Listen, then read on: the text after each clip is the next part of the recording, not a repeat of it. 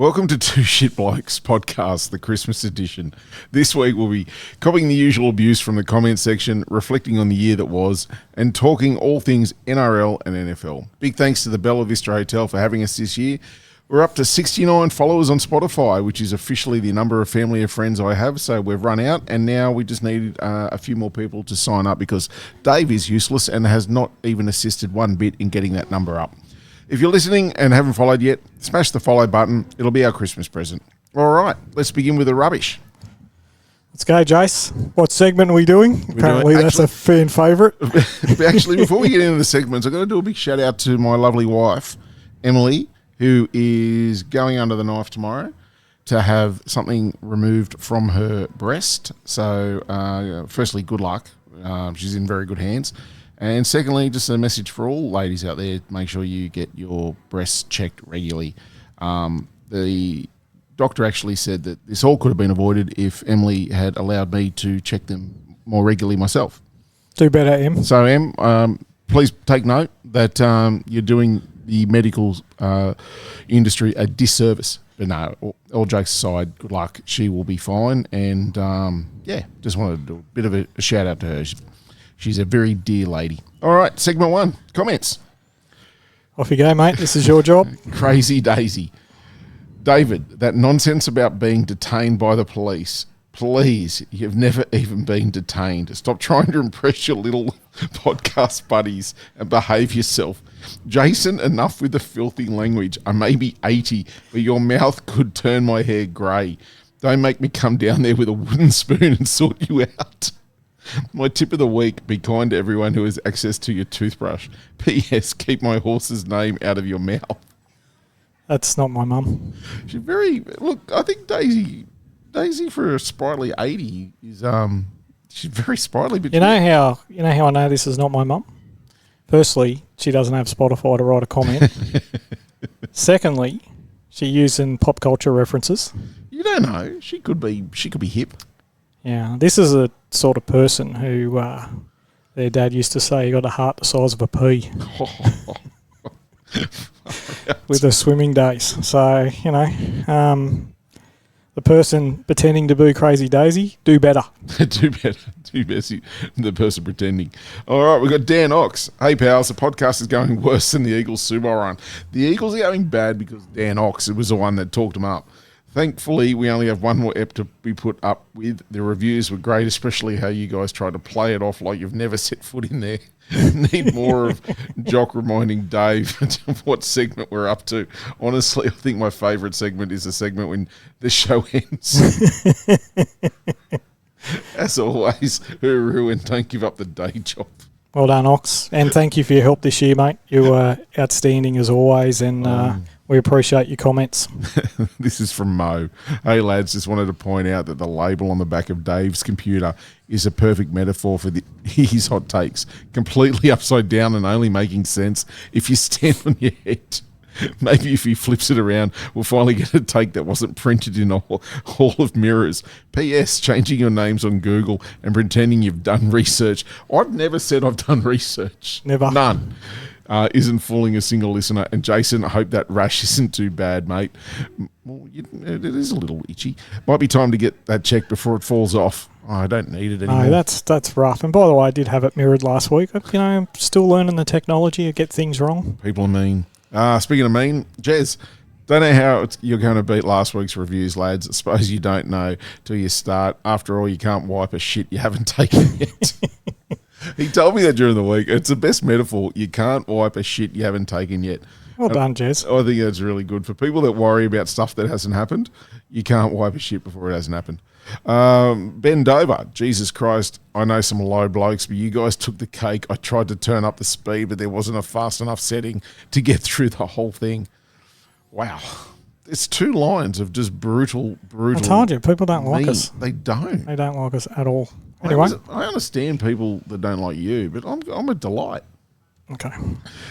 Speaking of delight, segment 2. We're just going to do that from now on. Every segment. Okay. All right, we're going to start off with what every team wants for Christmas. Okay. Dave, you start. I'll start. I'm going to start with Brisbane.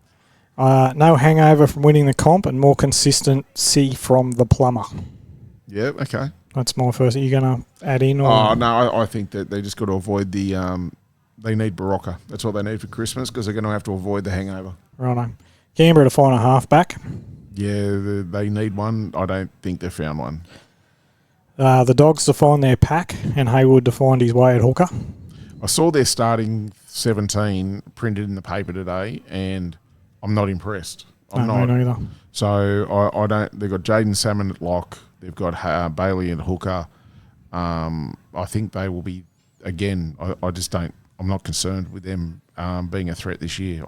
I think they need to find. They need to find a 9. That's what they need for Christmas. Yeah. I hope I'm wrong because I really like this. Bailey seems he can be a really good footy player, but I just think that he's been the jack of all trades and it's not working out. Sharks to find a halves pairing that'll fire. No, the Sharks they've got a halves pairing that can fire. They just need to fire in the big games. The Dolphins to have less injuries. Yeah, that's it. The Titans to improve their roster. Oh, the Titans just need to improve in general, yeah. I've got Manly here to overcome the loss of DCE, but Jesus, they're falling apart at the seams, that team. Mate, Manly need to find for Christmas a way to avoid the wooden spoon. The Storm to improve their edge defence and their outside backs. Yeah, I think the Storm, what they need for Christmas is a bit of luck. They've lost Ryan Pappenhausen and Eli Katoa in the space of a month. Yeah. That's really hard to overcome. The Knights. No, Warriors. No, I'm up to the Knights. You skipped the Warriors. I'll get to the Warriors. They're down the bottom. Okay. This is my order, not your order. Yeah, I've gone off the ladder. Everything was the same until the Warriors. Oh, well, I apologise. I'm just saying. I just was going through whatever I was going through. I apologise, Jason, for not sticking to the ladder. You're wrong. Knights for Ponga to stay fit and to find a forward pack. Yeah, I agree with that. Cowboys to get their defence back. Yep. Para keep bringing through the young bot players. They'll keep improving. Yeah, they need for Christmas Mitchell Moses to play at least 75% of the games. Dragons and find some halves, but I think they've got bigger problems than that. Yeah, again, the Dragons, what they need for Christmas is to beat Manly to second last. The Dragons, they're to find some halves, find some forwards, find some backs. You just said the Dragons twice. Why are you repeating yourself? No, I did Para. No, then we did the Dragons. Souths, less injuries this season. Yeah, that's easy. Roosters to improve their recruiting. I've had a second thought about the Roosters. I think I honestly think they're going to be in there for the grand final. Yeah, I don't agree. Yeah, I know, but I just on paper, it's actually a fair team. If they can avoid injuries with the older mainstays, I think they can make a real run of it. Anyway, that's an opinion. Well, that's changed. Yeah, I don't agree. Warriors, Metcalf to stay healthy. Yeah. And Tigers not to tear themselves apart. No, too late. We've already done it. Did we miss anyone? Nope. You sure? Positive. Okay. Yeah. No one who matters anyway. No, I think that's right. I think that's very simple for teams, actually. I don't know. When we're not running rugby league clubs, it just doesn't make sense. I told you, you give me a checkbook and I'll run a great club. Cheat. Absolutely. All right. NRL teams, NRL coaches in the hot seat. Todd Payton, Cowboys. Yeah. He's contracted to 2026, but if they don't make the finals this year, he will be looking for a new job. Yeah. Benji Marshall. Yep, I agree. He's contracted to 2027, but if he doesn't make the finals this year, he'll be out the door. I think the only thing with Benji at the moment is all the rubbish that's going on with the board. If they sack Benji, they'll lose their big name players. They'll walk out the door as well. Yeah, we'll talk about that in a minute. Yeah, I agree with you with Todd Payton. Todd Payton has too good a roster to finish where they do. This is sort of a half roughie because there's a lot of new coaches. We had some turnover last year, but Anthony Seabold at Manly. Yeah, I completely agree. If they go busted bottom 4 or not in and around, he'll go. Yep. And the last bloke, and this is a real roughie, and you won't agree with this, but I reckon Wayne Bennett at South. No. If they sell a dweller again, he'll be doing P&G. No. You know why he's not in trouble is because, quite simply, they performed exceptionally well despite the massive injuries they had. He can coach, mate. I don't care what anyone says. I know everyone says he's getting old and this and that, mate. He's still one of the best coaches in rugby league. This year it's his team, so they better go better. No, I think that not only will they will. David Fafita, I expect to have one of the best years of his career because Wayne Bennett will get the most out of him and he'll be absolutely rock hard fit. Mate, I'm going to throw a different name at you because we all know how much I love the Bulldogs. Cameron Ciraldo. Can't say it at this point. The reason I say it is I think they overachieved this year. Beginning of this year. They overachieved, right? If they come out and don't have the same kind of success and are, towards the bottom, teams are stepping up, they get a few injuries to some key players and they're starting to really struggle, I think he's in trouble. Agreed. Because I just think that... I don't think they'll sack him. I think they'll give him next year. But what's this, year 4 for him or year 3? 4 or 3 or 4? I think it's 3 this year, 4 next year. Yeah, if he's not got them firing by the end of the year, that's going to be a problem. And the only reason I say it because they're giving him everything he needs, like everything they want. I'm sorry, so they give him, they give him every player that they go after. They generally get most of the time. Only missed out on a few names, but still, he's got his front rower. The decision to let go Reid Marnie will be crucial next year. He only got a 1-year deal, you know that? Up there. Yeah. Yeah, it doesn't. I'm surprised with that. Yeah, I think he's going to go. As I said, I think he's going to have a massive year next year. The thing with this is, you let him go, you need to have a ready-made replacement. Now, if Bailey doesn't turn up to be the hooker they need, if you don't get good service out of your hooker, you're in trouble. What if Galvin doesn't fire? Again, same thing. So he's really swinging them out there. He's swinging for the fences. So especially when you let some of these players go, you've got to have the players ready to replace. So that's why I think he could be in the hot seat. Fair enough. That could happen. You'll know by the way that Gould will start coaching the side.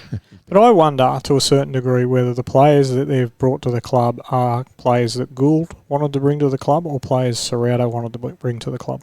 Oh, I think the utilities are Gould. I do think he's brought him in. I think obviously the good players like Kikau and Crichton, Ciraldo obviously coached them at Penrith. I think Galvin was purely a Gould decision.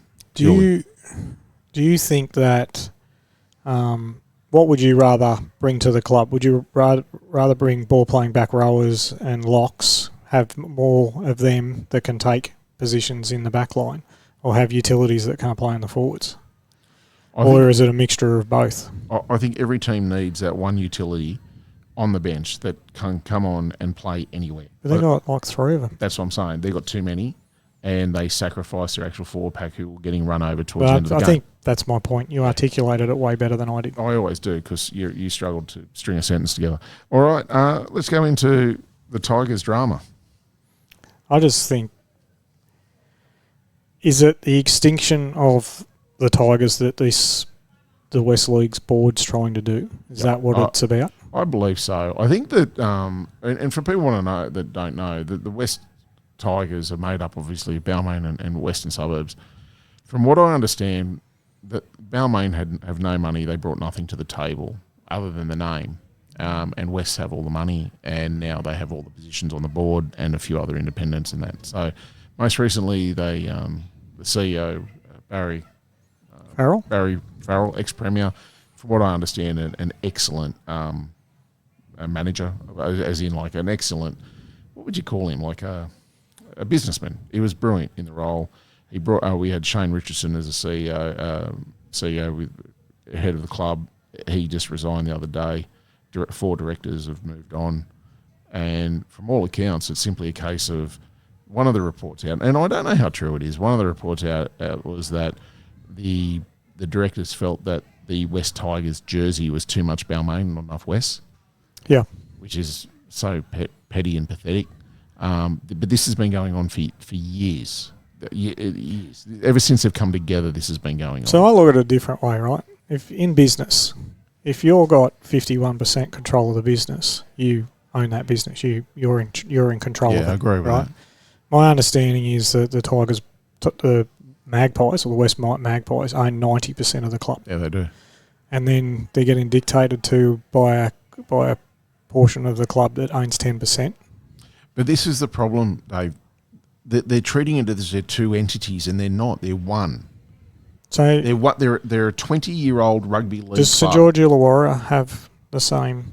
They don't have the same issue, St George Illawarra. Right. And Right. is that because they chose to work together for their own survival? It seems that way, right? Yeah. Whereas you can't say to me that West own 90%, so they have all the say.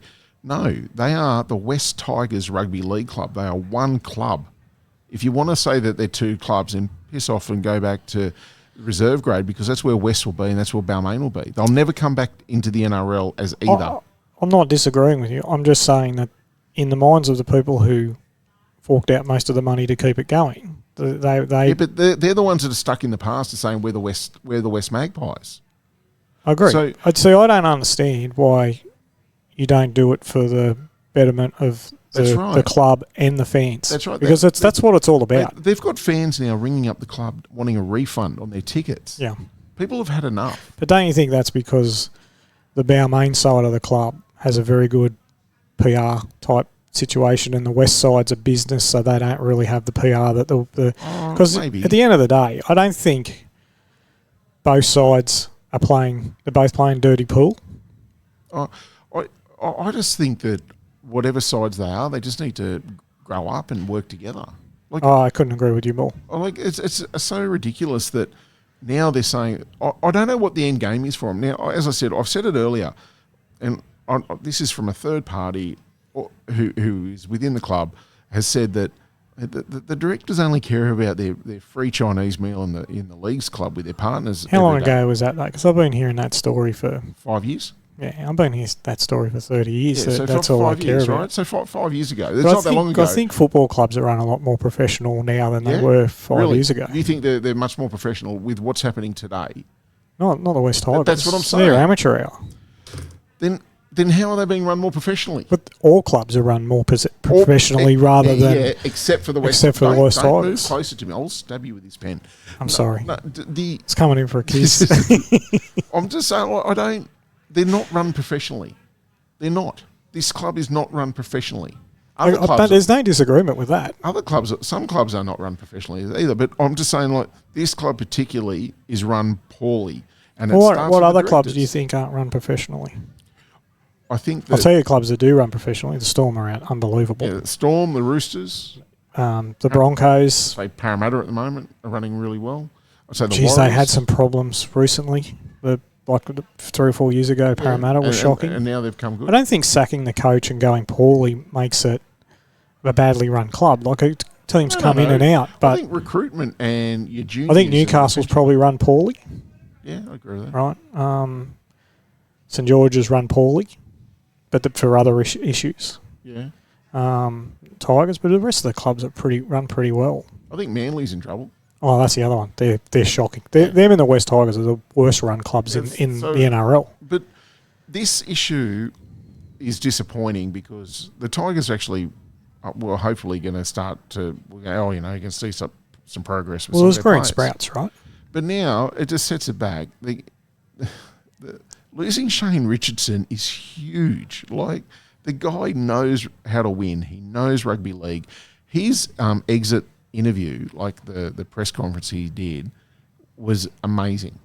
The passion he showed for the club, and yet So why did he walk? he was pushed. Oh, really? There were I didn't know he got pushed. It was his decision. That's what the media made out. no. You look at That's it. insanity if they pushed him out the door. There's been allegations, and whether they're anonymous or not, about his conduct within the club. Who, Richos? Yeah. Wasn't there someone? One of the board members got allegations against him for liking certain sites, allegedly. But Richo, they were doing an investigation into his conduct towards other staff and that within the club.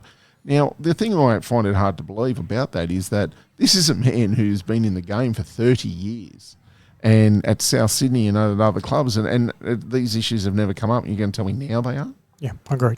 I just... But that's dirty pool, right?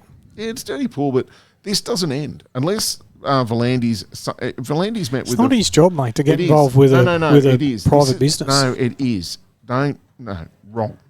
Disagree. Because this is affecting the game and the fans. And the reason for it occurring needs to be looked at. Why are they trying to push everyone out and just become and just be West? So is that the agenda? That is what my opinion of the agenda is. Okay. But again, this is a Well, there was a report today that they're trying to push Benji out as well. if he goes, I'll lose 7 players.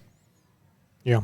They'll walk. But if they're under contract, you can't walk. Yeah, no, a lot of them have clauses in their contract stating that if he's removed, then they can go. I think that whatever's going on, someone needs to take a deep breath and find some middle ground. But if you're at war, it's like Russia and Ukraine. They can't find middle ground to have a truce. So should they give it away? If they can't, should both sides just be taken out of the competition? Yeah. Like if you're going to infight and you're just going to be a shit side, you're not going to 100%. add any value to the NRL. Does the Volandis go sort it out or get lost? 100%. Mate, he needs to come in because that is exactly what should happen. If the take their license off and give them to someone else. If the majority owner is acting in this way for whatever reason, I don't know what their end game is. They haven't spoken about what it is or anything. So I don't know what's going to happen, mate, to be honest with you. It's just a joke. But anyway, it's just... I can see... It's very typical of this club, though. It's very typical. Being a supporter and following a club that's derailing itself from eating itself from within. Yeah. And being a follower since you were 5 years old. Yeah. It takes a toll, right? Mate, it does because, as we keep saying, they keep stepping on their own dick. Yeah. And it just continually happens.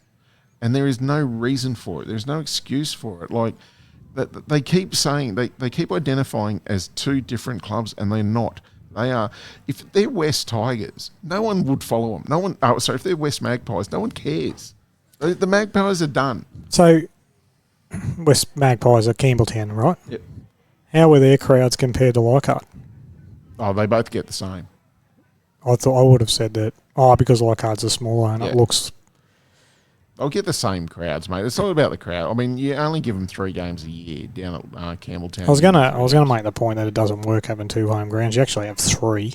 Oh, they got because you play at a Combank and all that sort of stuff. So how do you have a place that... But that's the thing. They have all these different issues, yet they still have a fan base that's a strong fan base. They still go terribly in the comp, and they still get fans turning up every game. The Cowboys game, right? Yeah. That was one of the best imagery you could get at a game of football, looking up from one of the boys. I think it was Luluwai scoring a try. He's got his hand in the air, and the whole crowd was orange and black, going berserk.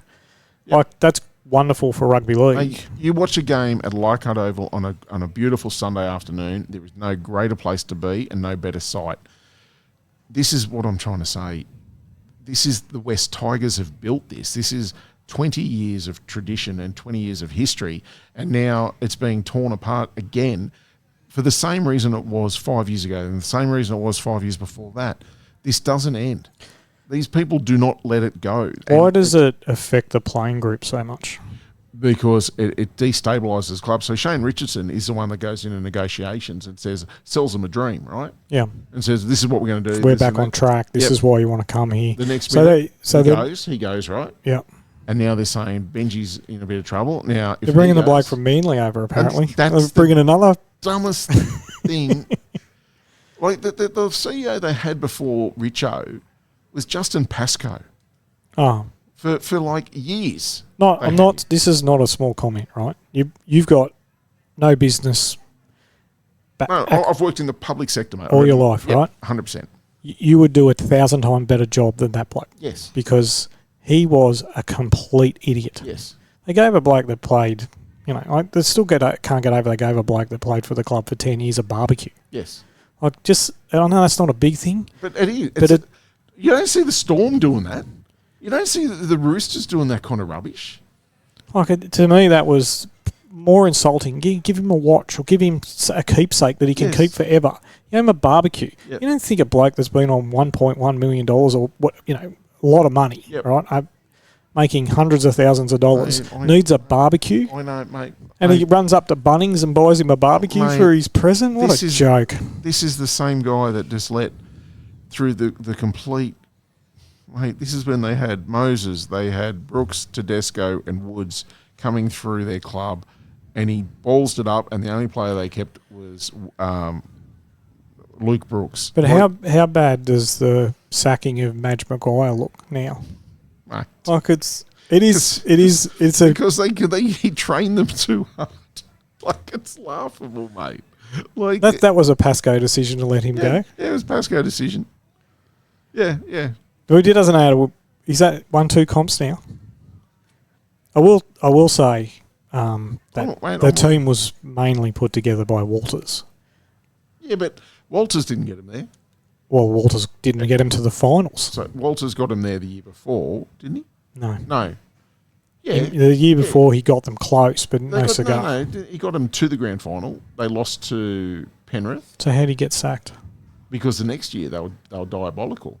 Yeah, they didn't 1 year. Yeah, the year that he got sacked, they didn't make the 8. Yeah, that's right. So they sacked him. So they sacked him, which he deserved to. Yeah, next year. And then next year they win the comp. He did put together a very good roster. And they did complain. There was talk about the players saying they were trained too hard until the finals when they go, bitching. This is all right. Like, I'll tell you what you got to do. You got to take the boys on a harbour cruise. It works out perfect. I just want to go home. I didn't mean to upset you. Mate, I interviewed you then. That was very good. It's just wrong. Like, I just don't understand it. Like, this is the club I love, and this is what they do, mate. If they were to fold and go, mate, I'd be shattered. Yeah. But if they keep going like this, I can't follow them anymore. Like, it's anyway. All right. It's a little bit like, my Giants are gone this year, right? No one cares about your Giants. Shut up, idiot. But it hurt. It when you completely lose interest and they're making decisions and you don't agree with them and all that sort of stuff. It's hard to back up the next year and watch them get beat again. So if their front office, I'm talking the Tigers now, is not put back together before the start of the year, back them to run last. Yeah, I agree. So, all right, enough of that rubbish. All right, we're moving on. The Tongan medical staff are in hot water for breach notices for what happened with Katoa.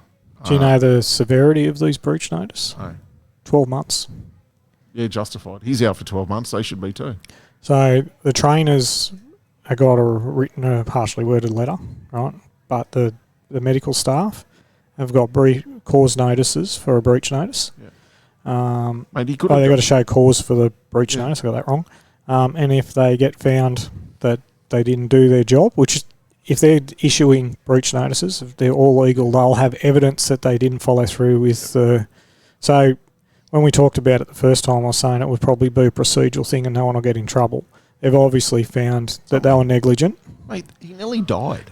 Yes. He's out for a year if he comes back at all. Yes. A year out for them is the least they should get. They should never be allowed near a rugby league field again, in my opinion. Well, I don't think they will be. I think they'll get there 12 months and you'll never see them again. Good. So... that was just the worst thing I've seen. I'm sorry, in rugby league in terms of player welfare, that was horrific. I totally agree. Mate, I found... and look, if it's true that they never were aware of the contact that occurred during the warm-up, okay, if they can prove that, look, we didn't know, fine. If you find out that they did know, that is... Should be life, right? Yeah, it should be. It's that serious that a bloke had a brain injury and can't play for 12 months. It should be life. Mate. I can't see him coming back, mate, to be honest with you. Not from an injury like that. Well, who does he sue? Because he was playing international rugby league. Yeah, that's not owned by the NRL. Surely that's an insurance issue. Yeah, you'd think so too. Yeah. All right, we've got ex-NRL players in trouble with the courts. We've got So they're all allegations and not proven in a court of law. I'm just going to put my pretense in there. They're all before the court, so it's good enough. What's going on with Wendell Saylor? Oh, I'm not sure, mate. Oh, okay. If you're acting that erratic, I don't know. I think there's more to it than alcohol. Do you need a tissue? Mate, I'm just saying. I just think when you're doing that at God knows what time in the early morning, you're in the middle of the street with no shoes on and you're doing stuff with traffic and that. He was off his head, mate. I think. And then gets violent. Then decides to get He violent. gets violent Hey, with I tell it. you what, as a cop, you'd be up against it with Dell. The guy's a unit. Especially if you've seen a couple of girls out to take care of him. Well, so Oh, mate, I've got to say, men would struggle as well. mate, He's a unit. He's a unit. I've got a story about him. Go. So, a neighbour of mine in the factory unit where my office is, he was a mad St George supporter. And when they went and did the World Club Challenge, right, they went over as a group with a club. And they were sitting in the stands, and the media approached this bloke and says, "Oh, can you tell us about your trip and all that sort of stuff," right? And before that, Dell was, real friendly with his group and all that sort of stuff. Because this guy did an interview and it didn't happen with Dell, the bloke brushed him for the whole trip. Wouldn't talk to him again. 3 days in, nothing from Dell. He was pissed off that he didn't get the interview. Allegedly, but that's the story. Seriously. Yeah. Yeah, it doesn't surprise He me. didn't get enough media. The next one, we've got Josh Maguire choking a 5-year-old kid. You heard about that? I did hear about it, yeah. What did the 5-year-old do? That's true. We talk about we should smack him around a little bit. Mate, That kid will never play up again. He's got a crash larynx, but, They reckon he's a really low bloke. well, obviously. There's talk of it. There was a story for years ago when he played for... Alleged story. No, it was in the paper. Like he tells us, the journo tells a story that when they were in Papua New Guinea and the bus is driving down the road, he holds his jersey out and tries to get the kids to run up to try and then he brings it inside. Like he got the old see how fast we can make these kids run. Little greyhounds running after the And boat. it's like, they do say he's a bit of a low bloke, but I don't know him. I don't know any other stories about him other than what I read on the thing. But that's a serious charge, mate. If you want to attack a 5-year-old, someone of his size, his physical, power. yeah, I couldn't fight Josh Maguire off in my best day. No, Or Wendell Sailor. that's a really concerning story, mate. Because that indicates that he's got some serious issues. So I hope the court deals with him appropriately. And then we've got Curtis Scott, DUI. Ran from the scene of a accident and got done for high range. This is probably this guy could be on this podcast because he's dead set a shit human. Yeah. He really is. He's an absolute shit person. Yeah. He's- Talk about compound your mistakes, right? You fall as a state school, you have an accident, and you run. So you instantly go high range, don't you, if you run from the scene? if you refuse to do the breathalyzer, you go high range. So you go, but, mate, seriously, you've been in enough trouble Yeah, but in years gone by. his whole career is just a mess, mate. He had a great opportunity. He had some issues with the police where he won, which really bothers me. That he was passed out under a tree. The cops turned up and he bunged it on, but the cops did a few things, and then they got found to have acted inappropriately, and he got off and got a payout. But then it comes out that he was terrorising his girlfriend. Yeah. Absolutely terrorising her. It's good to have it the other way around occasionally. Fuck it up.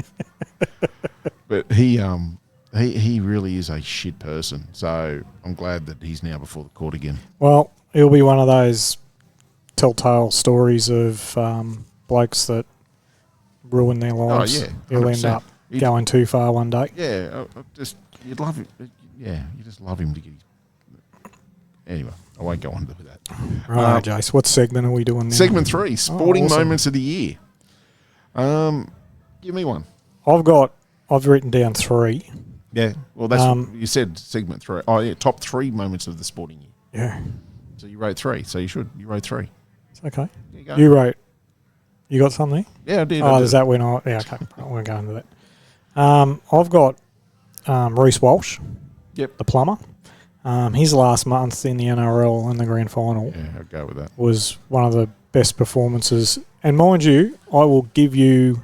I was bagging the shit out of that bloke for 10 weeks before he went nuts. Yep.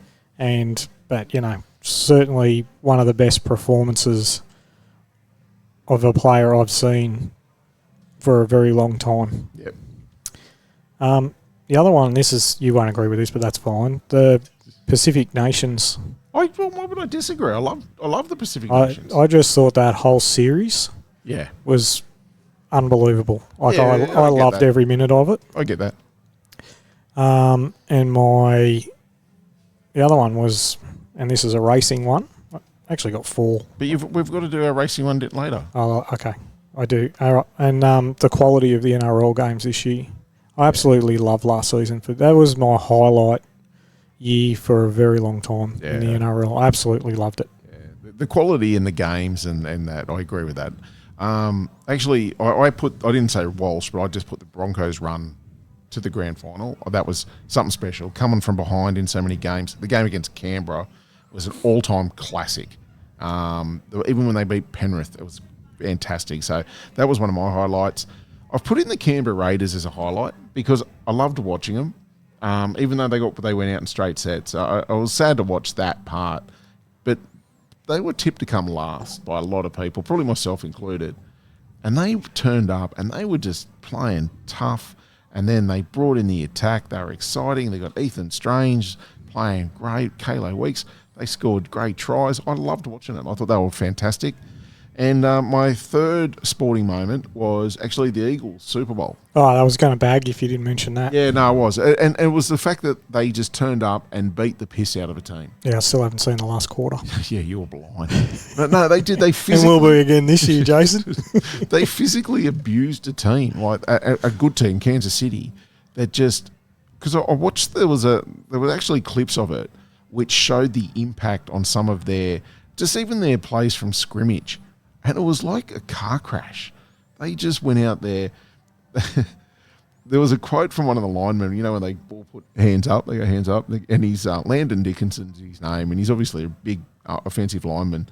And he goes, we don't get to choose the day we play, we don't get to choose our opponents, but I choose violence. And everyone's like, yeah! And then they just went out. That's beat the crap out of their team. It was awesome. A good mate of mine says, and on a regular basis says, the NFL is legal assault. It was just that quote, like, I choose violence. All right. What's your 3 worst moments of the sporting year? This is personal to me, the state of the Giants. Not a hard one to grasp. New South Wales getting beaten State of Origin. That killed me. I had no issue with that. I loved watching it because the team they picked was rubbish. It breaks my heart every time. No, they got what they deserved. I love New South Wales. They got what they deserved, and I'm sick of. Yes, go. I get what you're saying, and I don't disagree, but it breaks my heart every year. Laurie Daly was the coach. They had no game plan, none. Yeah. Right? But don't worry, he's still there next year, so we'll get the same fucking result. Anyway, why do you get me so angry? Because you got me angry. That gets me. And the other one for me is, again, nothing to do with the NRL, was Penn State going from number 2 ranking to no ranking. So that broke my heart as well. That was, and they're in trouble next year because the coach who's now gone to, where's he gone? He's gone somewhere good. The coach has gone Virginia Tech, I think. The old coach has gone to Virginia Tech. Yeah, and he's taken a lot of the recruits because they can all sign over with him. So he's taken some of their best players. So that's not going to end well. I've got to say, I've been reading a bit about Notre Dame not getting into the finals and all that sort of stuff. But this portal that they've got and the amount of money that they are allowed to spend now, that game's going to change forever over the next 5 years. I told you, the coach for... I think he's gone to, it might be Ole Miss. Anyway, one of the big teams has got a coach, Lane Kiffin. Oh, he's gone to LSU. LSU, right? Yep. They've included in his contract the nil money, so name, image, likeliness money he can spend as part of his coaching, as his coaching salary. So they've said to him, I think his $15 million you can spend on your recruitment. That's a salary cap now. They've actually given him money to buy players. So, and if you say to someone, he's $15 million, mate, that buys you some exceptional talent. Certainly does. For me, the 3 worst moments for me were the Lockie Galvin situation, because you just allowed another a team that's crap to be picked on by a bigger team, and allow. Do you know there's another player that used let go, that hooker that went to Parramatta? In a couple of years, I think he's going to be... Yeah, but no, that's a different one.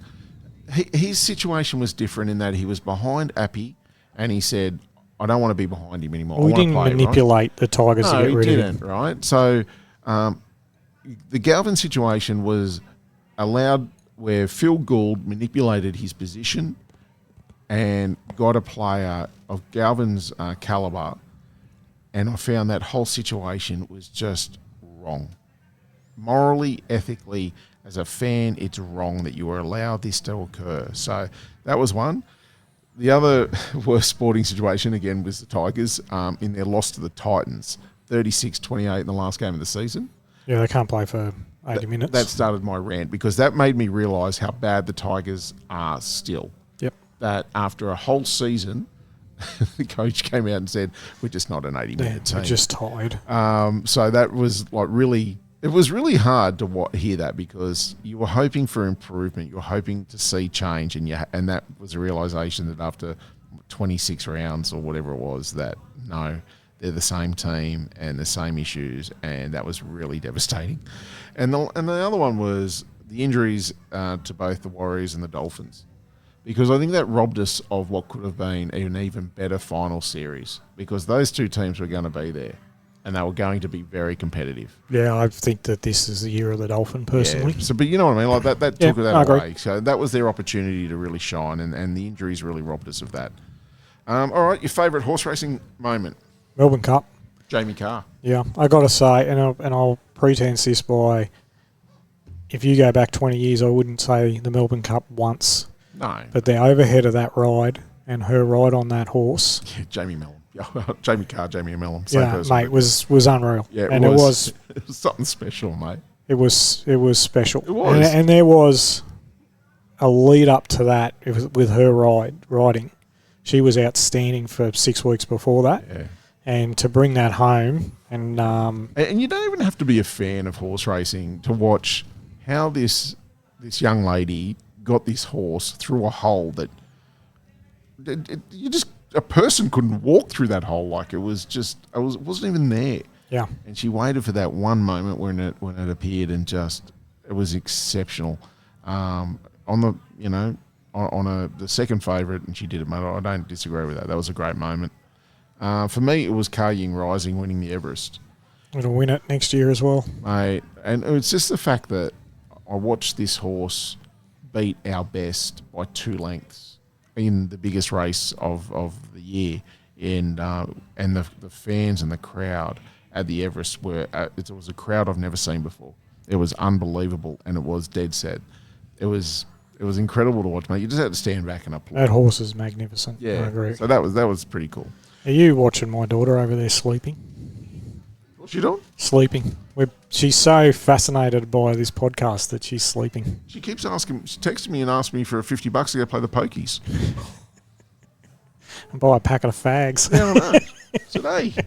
You're not allowed to go without me. I tried to give her a vodka fire engine before, but anyway, that's why she's sleeping. She's blind.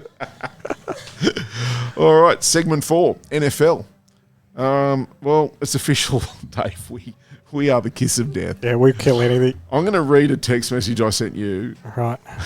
The other morning, sorry. I texted you during the NFL. I was watching the Bengals were playing, the Cincinnati Bengals were playing Buffalo Bills, and the Bengals were winning. And this is after I said how good Joe Burrow was going on the potty last week. And I said, Burrow, and the Bengals were up, I think, almost by 10. Yep.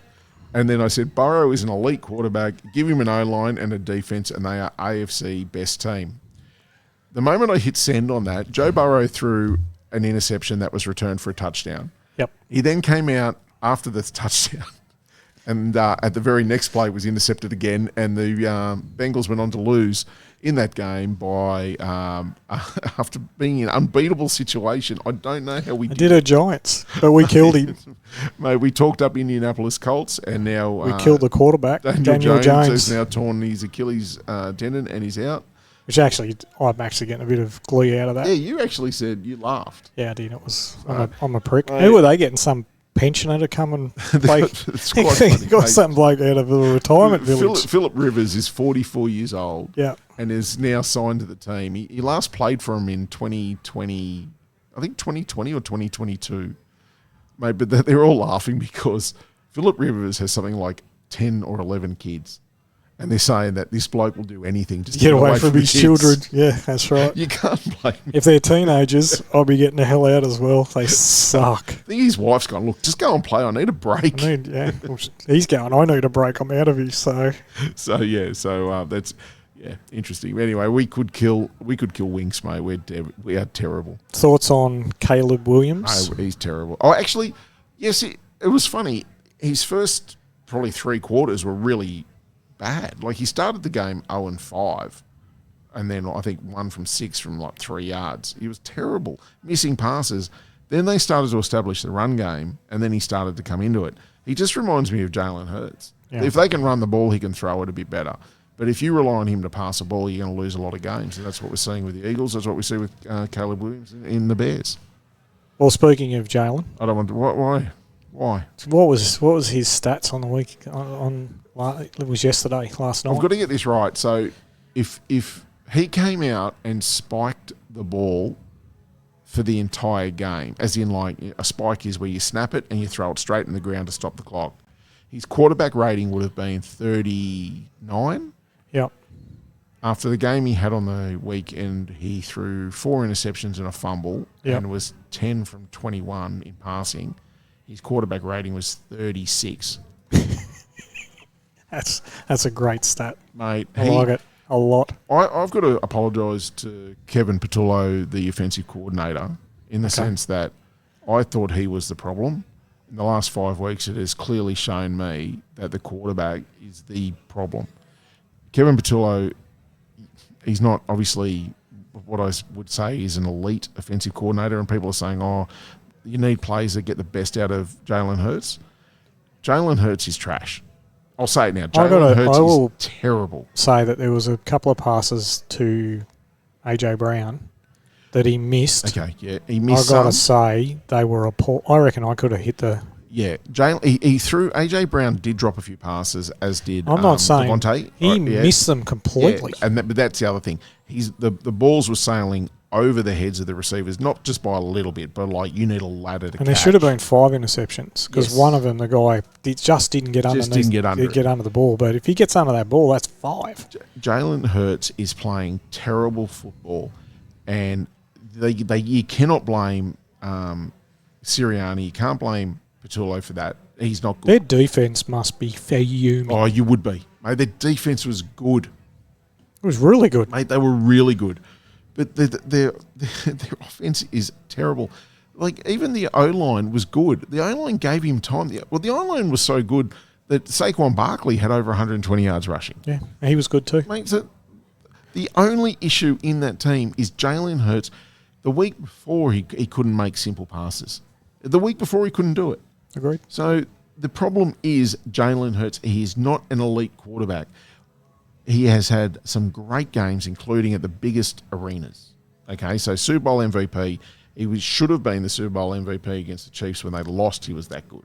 But he cost them the game with his fumble. He did cost them with a fumble. But other than that, he carried the team. Yep.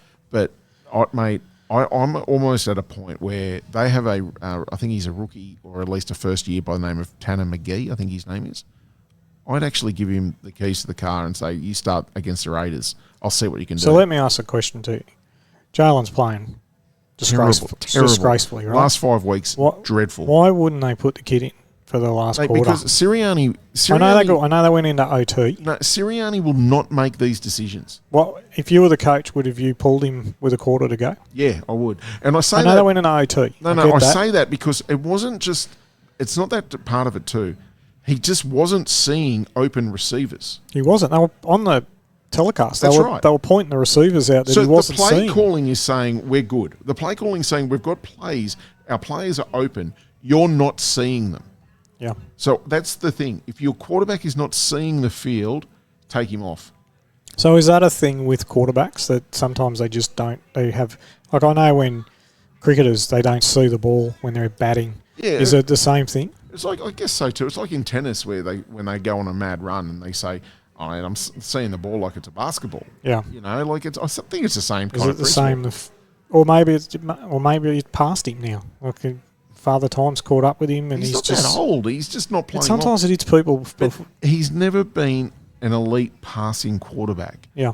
But now at the moment he's been shown up because he's Well, you could bad. see what the charges were. They were stacking the box. They were saying, you got to run through us, right? Yeah. And they were forcing – the game plan from the Eagles was obviously to pass the ball. Yeah. And it was obvious that Jalen wasn't up to it. No, that's right. And now every team will know that. And every team's starting to pick up on that if we stack the box, he cannot beat us through the air. Yeah. Even when they're throwing to A.J. Brown, who's getting 100 yards receiving, they will risk it. And the Chargers did. And A.J. Brown, he also folded. I will say, for Barkley, that was a tremendous game from him. He did. He played well. But based on the fact they were stacking the box and to still get 120 yards is outstanding from a bloke that... Mate, did you see who they were running? They ran him always towards Jordan Mailata. And Jordan Mailata's just like... He got away with it one hold, but he still, mate, he's a man mountain. And he did outstanding. So, mate, the Eagles... There was a lot of rushing. When the Eagles play the Raiders this week, the Raiders are $6. That's all I'm saying. Have a snooky. Mate, the Eagles, they've lost 3. They're not playing well. Why not? Yep. Like $6 against a team, against a quarterback that just had 5 turnovers. Hey, get on it. All right. All right. Our Giants have the number 1 pick. I'll just finish on that. That they will. Who are they going to destroy?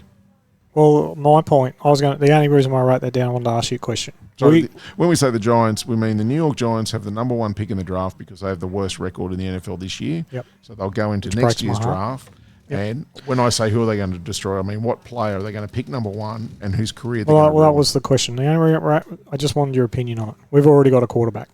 Yeah, then you need someone. There's going to be teams that are quarterback needy that will trade. Would you trade that number 1 pick, trade back, get another number 1 pick for next year? Yes. Yeah, that's my thoughts too. Yeah, I would.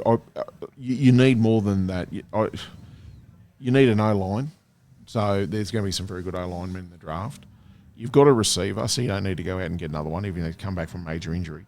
You've got a quarterback. You need to protect your quarterback. As you see with the Bengals, if you don't have someone to protect your quarterback, the Bengals... we don't have a lot of draft capital this year. We traded a 3rd round to get Dart, I think. Don't quote me on it. We don't have a lot of trade. I think we do round 1, round 2, round 4. So we've got 3 picks in the top 100. That's all we get. So trading back and possibly picking up extra picks, is the way to go. No, you got to do that. You got to look after your quarterback though. I'm a big believer in it, so that's who I'd be drafting. All right, Dave. Segment 5, Dave and Jason's rant. Yeah, no. Oh yeah, the rant. Okay, my rant is a political rant, Jason. I think you'll get on board with this one as well, mate. I want to ask my question to you, and the reason why I'm doing this rant. We don't do politics here. No. Right? We don't do it. We don't give a fuck about Labor or Liberal or whatever, one day, all that crap, right? If you're on either team, you're a fuckwit because they don't care about you at all, either side, any of them, right? They care about themselves and power. Yep. We went to America for 2 weeks, all right? We've had a minister go to New York for a week. Cost us $100K. She went there for a 6-minute talk at the UN. Yeah, 6 minutes. How much do you reckon we spent going to America, Jace? Just you and me for 2 weeks? $10,000 for the whole week, for the 2 weeks. Each? Yep, each. So it cost accommodation, flights, tickets to all the games we went to. Probably spent, maybe 12 if you count $2,000 for food for the week? Yeah, about that. Right, yep. So $24,000. Yep. She went to New York for a week, spent $100,000. Yeah. To do a 6-minute meeting. Yep. If anyone is on board with that, and your mate Albo saying, I don't make the rules and all that sort of stuff. He is a spineless piece of shit. Well, they all are. I'll say not just that. him. No, he is, because if you want to say what's within the rules, change the rules, and then he says, I don't do that. The issue is too, tell me why we have an ambassador to the US if we're sending someone over to do a 6-minute talk to the UN. What's our ambassador's role? I've got no idea. So exactly. Well, it's Rudd, so they probably said, no, we're not allowed to. We don't want to talk to him. Here's the other thing. She's obviously from Brisbane. Yep. She took our whole family on our dime to the AFL Grand Final. Yep. She went on a ski trip, took her whole family. Yep. Right? You gotta be fucking kidding me, don't you? And they say that they're allowed to, it's within the rules because it allows for family to be given business class tickets to go to meet up because they're away for so long. But I run a business. Yep. Right? If I was to take my wife and kids with me on business, I don't get to do that tax-free. No. Right? I've got to pay capital gains tax or whatever to run the kids through the business or to do whatever I'm doing through the business. I can't go, I'm going to take my wife and family with me on a business trip. No. And I travel a lot. Yeah. Right? Or used to. Right? Mate, truck drivers, right? They're not taking their families, not flying their families to Cairns. She had a driver sit outside the tennis while she watched the game for 7 hours. Yeah. At $1,000 for that day. Yeah. $1,000. Mate, when they get into this position, it's like they forget what it's like. And the thing that it aggravates me the most is when they say, oh, it's within the rules. Then change the But the problem with all our rules. politicians now, they're all been part of the system. Yes. None of them have had a company. None of them have had a job. That's right. Especially the Labor Party. And None of them have had a job. The Labor Party, I find, are amazing at their corporate credit card spending. Yeah. Because that's what they're used to. That's what they've come through with the unions. That's what they've done. They do not understand what it's like. Now, I'm from the public service myself, but I can tell you from even my own experience, you say that, like, if I was to go anywhere for work and go away and have to work for 3 months somewhere or whatever, I'm not given an allowance to come back and see my family. No. I'd have to do it at my own dollar or pay for my own family to come out to see me. Yep. I know people in my line of work that have had to do that for an opportunity for a job or whatever, they'll go somewhere for 3, 6, 9 months. They don't get to bring their family with them. No. But yet this is, it's so ridiculous. But I just watched Albo on Sunrise with Nat Barr putting all this to him, and his response was so inept of someone who's meant to be a leader of our country. When you have an opportunity to stand up and say, look, yes, we identify. I don't understand, firstly, how does it cost you $95,000 in airfares to go to New York? Who are you booking through? I don't know. Get me to do it. I'll take the profit. Mate, I don't. A business class trip to New York should cost $20,000 return. Yeah. Right? $20,000 to go long haul flight. How is it costing 5 times that? What's wrong with, I don't get it. I don't get why they got to spend so much money. I completely agree. I don't when it's. I bet you when it's her money. Yeah. Right. I bet she's not spending money on. But that's the thing. But even for no purpose, I understand when ministers go over for trade. They'll go over for if you're going over to China to discuss exporting and importing, right? I get that. You got to fly over there yourself. I understand even going business class where you need on landing. I'm into a meeting. Another meeting, I'm going to have dinner, and then I'm flying home. Still too tight to do that. Yeah, I know, but I understand the reason for it, because if you're on a long-haul flight, you're sitting up, and then you need to go in to discuss $100 million export deal. I understand that you need to be rested and have someone stop. Right, I get that. I don't need to take your husband with you to do that. You don't need to take your kids to Thredbo.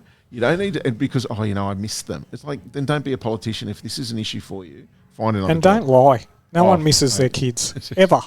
Never happened. It's like councils. Councils, when they decide to go on a sister city visit and they take 12 of them to go over to Canada to go to their sister city. Which is a ski resort. Yeah, and they turn around and go, oh, yeah, no, this is right. Yeah, oh, yeah, by the way, we're doubling your council rates next year. The politicians at the moment, I looked at the US, at their politicians and what they do, and how, Nancy Pelosi, well, you're going on a rant there with her insider trading. Yeah, she earns $90,000 a year or whatever, and she's worth $300 million after 20 years. She's very good. Yes. Warren Buffett was going to hire her once he's done. But we're becoming no different now. But we're not. We're no different. I don't have an answer to this. I just think they're scumbags that rip us off. They are disgusting, and they get pensions like. My opinion is, I have a sort of different view from most people. We should pay them $1 million a year to be an MP, right? But you don't get you pay taxes and you pay everything and you look after yourself to do whatever you got to do, right? You don't get Comcars. You can do Uber like the rest of us, right? All that shit goes out the door. But, and if you put it at $1 million, you'll get people that actually want to do the job, because if you weren't paying them now, it's all scams. It is a scam. They get 200 grand. 200 grand is not enough money these days to buy a house in Sydney. But the money is one thing. I think, like, your rant is 100% spot on, and I am so angry about that as well. But I'm more angry at our leader of this country, whose response was, I don't make the rules. Yeah, but you also got to be angry at the other mob, because Which mob? At the left and right. So the right is in a shambles at the moment with the Liberal Party tearing apart. They're doing a West Tigers, right, like they always do, right? If you don't have good opposition, you don't have good governance. And we've got a terrible opposition who's killing themselves, and they don't know what their identity is.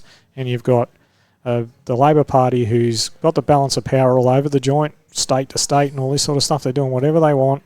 And without a good opposition, you've got bad government. And, mate, he's running around tooting his horn for the kids off the internet or whatever that's going on today, right? And the media and the libs are letting them off. Mate, this lady should be stood down immediately. And they're going to have an inquiry, right, to see if she broke the rules. She didn't break the rules. Which is going to cost us more money. But she didn't break the rules. The rules need to change. The good thing is, and I'll say this, it was actually good to see Natalie Barr hold him to account in front of him, and he couldn't weasel out of it. It was actually some pretty strong words for her, which was really good, because you need that. Very rarely see any media take him on. No, I think at the moment there is a real appetite for cost of living pressures to finally say. Can I go on a tangent? Yeah. Anyone who's got a mortgage, your interest rates are going to go up. Yeah, and they're going up because of renewable power. Yeah. The power bills are going up. That is the major source of inflation, which causes, freezing and all the stuff that happens. No, you're wrong. No, you're wrong, because Anthony Albanese at the last election said our energy bills will be halved under him. He said that. Yeah. So, well, I'll tell you, my power bill was $1,500 for the cooler months of the year when there's no heating or cooling. Yep. And summer, it'll be $2,500 to cool my house. So, why is it that my power bill's so high? Because my kids turn the air conditioning all the time. It's and funny. I hate them. I think it's either Indonesia or Japan. Have cheaper energy than us. Yet they import our coal. That's right. That's exactly right. I just wish there was a thing we could dig up out of the ground, right? That had no, greenhouse gases attached to it. Just this magical stuff that you can dig. Uranium, I think. That'd be magical if we had some. Oh shit, yeah, we do. Anyway, let's get away from that shit. So all politicians suck. They don't get. They are, and they are in it for themselves. So everyone else is left to fight your own battle. All right, we're going to see segment 6, reflections of the show this year. Dave's going to play some highlights. No, well, what's your best bits of this podcast, Jason? Hands down, my interview with Tyler. Yeah, hands down. It was great to have a chat with someone, and I love the story of someone who is not the best, but is so passionate about it, and just gets an opportunity, and he just loved every minute of it. I loved talking to him. It was awesome. It was my favourite part. I was a glitch. I said nothing. It was great though. It was good, and I spoke a lot because I know him, and I know the story a bit, and I loved it. It was fantastic. I think the other favourite bit too is that when we've actually been right. That happens a lot. We talk about stuff particularly in the NRL, we give our tips or multis or whatever, and some of them actually come off. But we'll also say in the grand final, we said so and so. What was his name?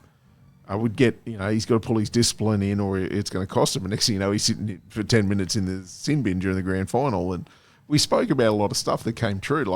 We knew what we're talking about. It was cool. Yeah, that's unusual. Yeah, but it was good to see that. We did all right. My favourite bit's been the puzzle of putting this podcast together. Yeah, even though I get shitty at times. No, it takes me a long time to get it all right and to put it together. So I get what you're saying. Yeah, it does. For those of you who don't know, he just sits here and whinges while I put this thing together. I turn up. And I'm cracking the shits I because I turn can't up do at 2 stuff. minutes before we meant to start, and Dave would have been in here for 45 minutes. Still haven't got it working. He's so angry. And he goes, come on, let's go. I'm ready. Every And time. I've done no research, and I sit down. I've done the run. Anyway, we're not getting into that. I've done some clips for us, Jace. Play him. Would you like to... Are we going to play him at the end? Well, we'll play him now and then we'll do the outro. Okay. Roll. Ready? How long does it go for? I don't have a good attention span. Just listen and shut up, will you? Okay. I don't want to hear about your bullshit. You ready? Go. Let's see if this works. Ladies and gentlemen, welcome to the very first podcast known as Two Shit Blokes. My name's Jason. Nothing's happened, Dave. Sitting opposite me, It's a playing. good distance hear away, it. thankfully, I don't care. is my co-host. Please introduce yourself. I can hear something. G'day, ladies and gentlemen. My name is Dave. I am the production person here, and Jason is allegedly the talent. You know, The water's empty, mate. You're not getting any more. you drank all my fucking water. I did. You don't get any water. Sorry, you are the talent, aren't you? Really, you just come in, I buy the water, you drink it all. I'm not even thirsty. I'm gonna spit the rest of that out. Keep it on the ground. I don't Dun, want dun, to. dun, dun. I can't stand you. This is so bad. Okay, so the Cowboys beat the Tigers 34-28. Jace, you want to go through this game? I will. So, if anyone listening knows what it's referred to as the early crow, so if you're backing a horse and it's winning with 100 meters to go, some idiot piece of shit friend yell, "It's home!" The moment those words come out of their mouth, the horse will literally get a stitch and come second, third, or last, or die. Tigers go up by 12 with 15 to go. Yep. And then shit bloke sitting next to me texts me, Tigers have this, they're home. And he knows why he did it. This is why we're called Two Shit Blokes, because I'm going to make it my life mission to do the same thing to him and ruin any enjoyment he had. And the moment it happened, I knew the Tigers were done. So if anyone watching the Tigers, and this is my problem with the Tigers.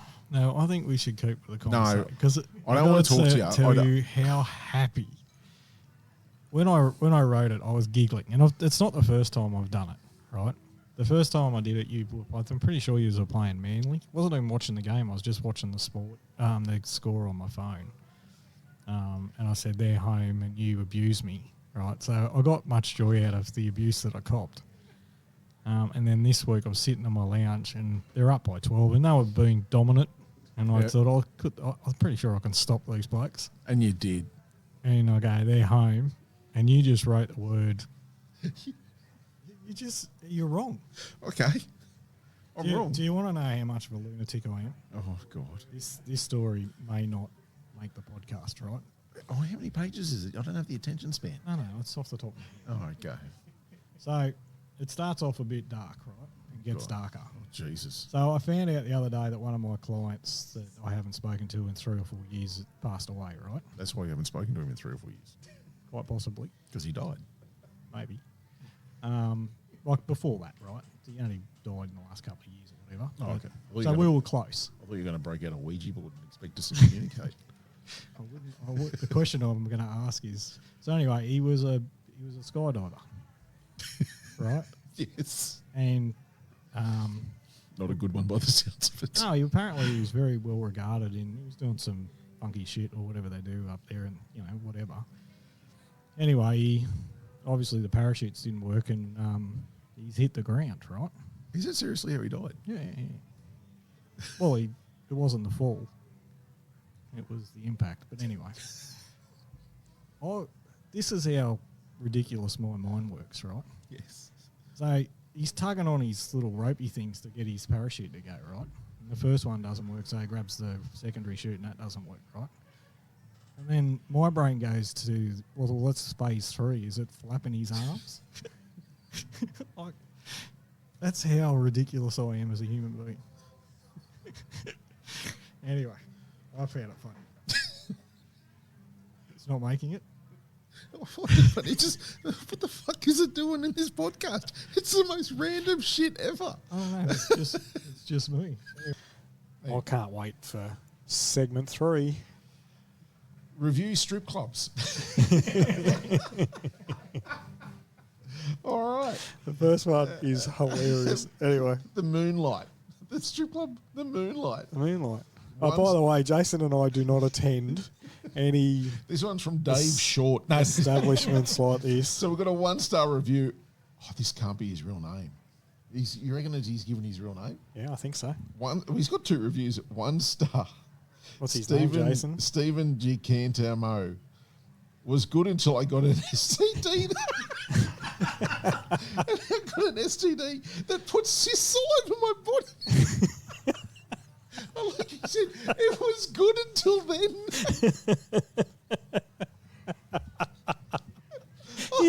The funniest thing is he put this on Google. And he's got 2 other reviews. I've got to read the other ones. Yeah, we like that. Yeah, that's what. Anyone heard of Blair lately? Why are you a fucker? Well, you are the lowest human. All right, let's get into the big bad dogs, mate. I will preface this by saying that I hope Lockie Galvin gets genital warts and his dick falls off. I fucking hate that human being. Well, Yeah. I think you're being a bit rough. No. Break at the end of the straight. You're doing about 270 into a hairpin corner pretty much. And it was just... I didn't ask that. I didn't ask, like, how fast does Formula V go? Not that quick. It's more of a slipstreamy. They do about, let's say, 200, maybe 205, Still fast. like at Phillip Island or a fast track. But it's a lot of slipstream, a lot of racecraft. So it's easy to tow. You get in the slipstream and it's really easy to get a tow and pass. Yeah, right. So it's all about tactics, where you put yourself in the last lap. You don't want to be leading because you get towed before the finish line, and depending on the track. Yeah, What about Formula Ford? less easy to tow. Still got a bit of a tow, but it's mainly just you can just get past someone on a good tow, but it's pretty much just balls to the wall. And How fast do they go? 215 down at Eastern Creek, for argument's sake. And you're not talking max speed. You're talking about how fast you're going. Yeah, that's at Bathurst they did about 235. We're doing down Conrod in a Formula Ford. That's so fast. And then what about, and then obviously supercars. Supercars back in the day then 290, 285. Actually similar to what they're doing now. Actually, they've slowed off a little bit. So tell Even me, in the rain, we were doing 270 at Bathurst. tell me about fee. Is there any fee? You know what? There's some laps where you have like 20 fear events that happen. Like you shit yourself 20 times. You go, oh fuck, oh shit, oh that's all right. We got to, oh fuck, oh. Like you just do it like for the whole lap. Right. If it's raining, you don't get fear. You just get that. Oh shit, that was close. Like in the back of your head, you're going, fuck, just caught that. All right, now next lap I won't do that. But then you just get on with it. It's all these little micro things that happen all the time. In the rain, it's full on that. Like they're freaking hard to drive in the rain. Especially So at Bathurst. And When you know you're going to hit the wall, that, fee, or is it? that honestly, it's more of a fuck. How am I going to fix this? It's not even a self-preservation thing. It's like, oh my god, I gotta fucking fix this car. It's not, and I'm letting everyone down, and it's embarrassing. And you know, you never want to crash, and you jump out of the car and you feel like the biggest dead shit. You know, like shit driver, and you know, like again, it's all in your head. Well, I don't know, maybe it's not, but I'd say it is. but a lot Everyone of it, you crashes. just really you're so disappointed in yourself, and you just feel, and it is even after Bathurst when I crashed last year, and it was just one of those things. Ran a tiny bit wide across the top, got in the marbles, just kissed the wall. It wasn't even a big slide, but it was the fact that it broke the steering, and then that shot me into the next wall, which did all the damage. But it was more the fact that, you know, I'm almost 50 and I shouldn't be pushing this hard. Why am I pushing this hard? And it's not my car. And that's when, and you got to go back to the pits and face the guy that owns the car. And he was the champion, don't get me wrong. But you just feel like you've let everyone down, and all the people that work on the car, and even yourself, all the time you put into this fucking thing, and you stick it in because you just want to push that little bit more. That's that little tiny bit. This is my rant. I'm going now. This is my rant. How have you been stewing on I've been this since? stewing on this, mate, since end of the game. I am absolutely ropeable. So this is my rant. I am a diehard Tigers fan. As everyone knows, as you can appreciate, I followed Balmain from the age of 5. I moved over to the West Tigers during the merger in 2001, and I've followed them through grand final in 05 and the debacle that they are right now. I still follow them. I love watching. I love supporting them. I'm just passionate about them. They are a fucking awful football team. They are absolutely dreadful. They turn good players into crap players. And I'll go into some of the reasons why. So Alex Twal and Alex Seyfarth, if you want to have a laugh, watch their defensive efforts in the second half of this game. It was embarrassing. On a try, I think both Firma scored it in the second half. The attempted tackle by these two Muppets was absolutely disgraceful. I got to say, there was giggling. It was so bad. Let me have my rant. Sorry, I'll turn my mic off. Yeah, don't get there. The concerning part for this also too was their key players were the worst performers in this game. So the Tigers were up 28-12 in that at half time. They played with speed, they played with power, they were fantastic. They then come out and have 26 points or 24 points scored on them in the second half in what was an embarrassing display from them where they did not want to tackle, they were slow, they didn't want to defend. Api Coruscant missed 6 tackles and made 4 errors. He had no energy at all as from hooker. They were so pedestrianly slow, it was embarrassing. Now, you look at what a second hooker brings some teams when they come on. Even on Sunday, watching one of the Brayley brothers for Newcastle, who's the Wooden Spooners, when he comes on, he brought speed, he brought some energy with him. Owen Paddy for Canberra does the same. And even De Silva for Parramatta brings speed and energy. Appy is not an 80-minute hooker anymore. They got rid of De Silva because he didn't want to play second fiddle. That's fine. But bring on someone that can bring some speed to this team and some energy because Appy has lost it. All Jerome Luai wanted to do was kick the fucking ball. That's all he wanted to do and dance around and kick. They had no second phase play. They had nothing going. It was shockingly terrible. But the most concerning part of all this was a press conference. So Benji Marshall was asked about the team performance and he said, oh, yeah, look, it's not a good way to finish. And I'm paraphrasing here, but he said, but I've been working them really hard for the last 8 weeks, so they probably just ran out of fuel. Yeah. Paraphrase. Mm-hmm. This is a first-grade rugby league team that is paid very well, and he's saying that I've been training them really hard for 8 weeks, so Jason, they just they were ran out. tired. Shut up. Sorry. I'm so angry. Yep. And then... I am enjoying you being so angry. And then he concedes something that we've been saying for... If you're a Tigers fan, you will say this for the last 20 years. We are not an 80-minute football team. So he conceded that and said, we play 55, we play 65, we play 40 minutes. What is your job then as a coach? What is it? If you know this, in round 27, you come out and say this, then what have you done all year to fix this? Well, he's done nothing. He is a failure as a coach. They are a team of losers in the sense that they accept this now. They've got premiership winning players on there that now have this mentality. So moving forward for the Tigers, I was very hopeful last week after how they performed against Canberra and how they performed against the Cowboys because they faded out of the Cowboys game for 5 minutes and had 3 tries put on them. So it shows you it's a pattern of behaviour that is ingrained in this team that this coach, this management cannot address. This is a team of failures that will continue to poorly perform for years to come unless there is drastic change within this organisation. And it all will start with getting a coach in there that can get them fit and ready and start raising standards that will be actually impressed on this team, that they will accept. Because I've had enough. What I saw on Saturday was so... It's just unacceptable. You get to a point where you go, they were playing the Gold Coast Titans and they made the Titans look like Penrith from last year. Who were running last. Yes. And you watch some of the tries they scored. If Alex Seyfarth and Alex Twal are playing first grade next year, there will be no improvement in this team. If they don't run with a second hooker next year, there will be no improvement because Appy can't play.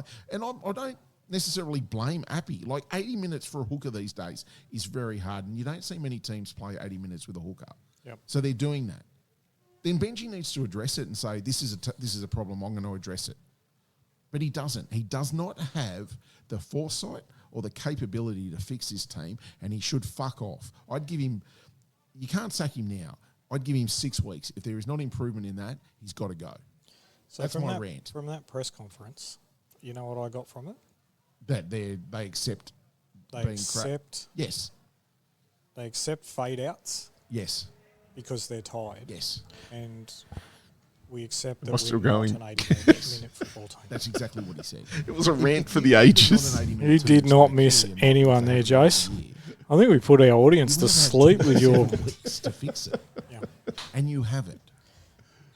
Is that it? Why is he... Storm, Brisbane. Oh, Who's your pick? I like Brisbane. I really do like them. Yeah. I think they're $2.15. These are Crazy. our Nostradamus $2. moments They're money okay. for me. They're $2 each or $1.90 each. It's but crazy. $2.50. I'll be taking the Broncos all day. Did you see Payne Huss? Obviously you did on the weekend. The guy was amazing. He got 183 metres. He put pressure on Cleary for that final field goal. He was the first one there. Yeah.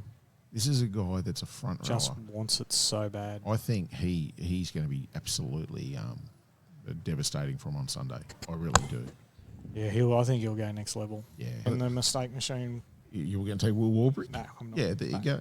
I think that the Storm might struggle with the attack. I think of Brisbane. It comes at you from everywhere. I thought Trent Lahiro will cost them in the grand final if he plays like he did on Friday night. He was error-riddled, ill-disciplined, he's poor, and I think that can be very costly in a big game, which we will find out on Sunday. Yep. And he's been doing that a few times this year, so he needs to really get his head out of his arse and in the game, because of course they could have cost him against the Sharks, but it didn't. So, I thought that was good. I thought... It really comes down to Walsh. Well, that's it, Jace. That was the last bit was predictions for the grand final, and we were right. We're always right. And right and right. Well, I hope everyone enjoyed a bit of memory lane. And I do apologise for my rant about the Tigers. I was a little bit angry. It went on a long time, Jason. I did go for a while, and I don't regret a word I said. I found it hilarious. I still laughed about it.